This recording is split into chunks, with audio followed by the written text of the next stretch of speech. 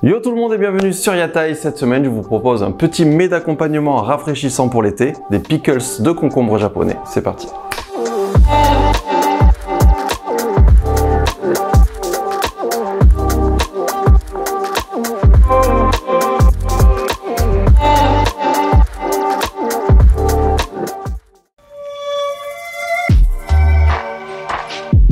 Les asazuke sont la méthode courte de préparation des tsukemono, littéralement choses macérées, qui est à la base une technique de conservation. Il s'agira d'ajouter du sel, du sucre, si l'on veut du vinaigre de riz, sur un ingrédient découpé et le fermer hermétiquement dans un sac plastique ou un bocal. Vous pouvez utiliser donc cette technique avec du concombre, mais aussi du chou, du radis blanc, des racines de lotus et même des prunes.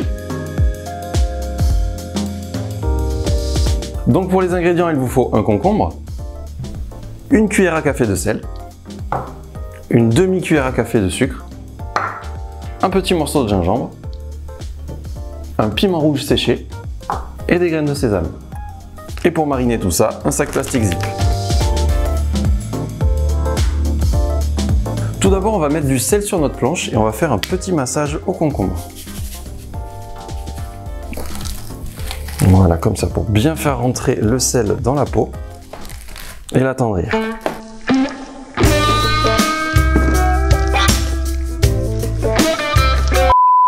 En attendant, on va découper le gingembre et le piment. Donc un tout petit peu de gingembre haché.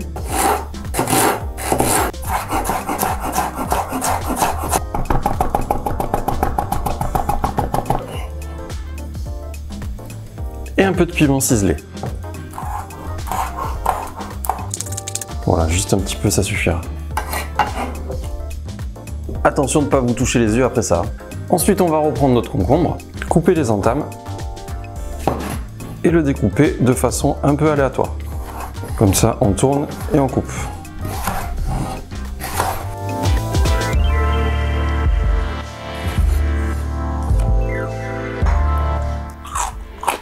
Et dans le sac zip, il n'y a plus qu'à ajouter tous les ingrédients.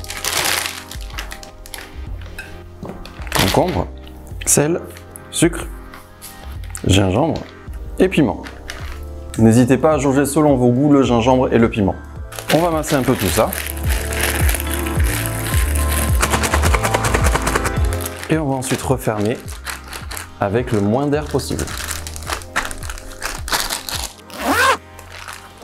Il n'y a plus qu'à laisser mariner tout ça au frigo pendant 2 heures.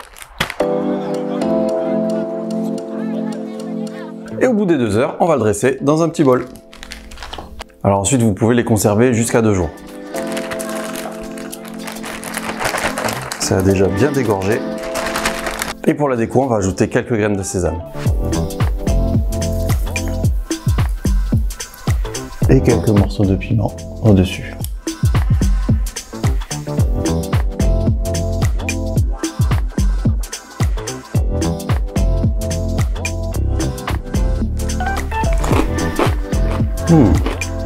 Ça, je peux vous dire que c'est meilleur que des chips à l'apéro.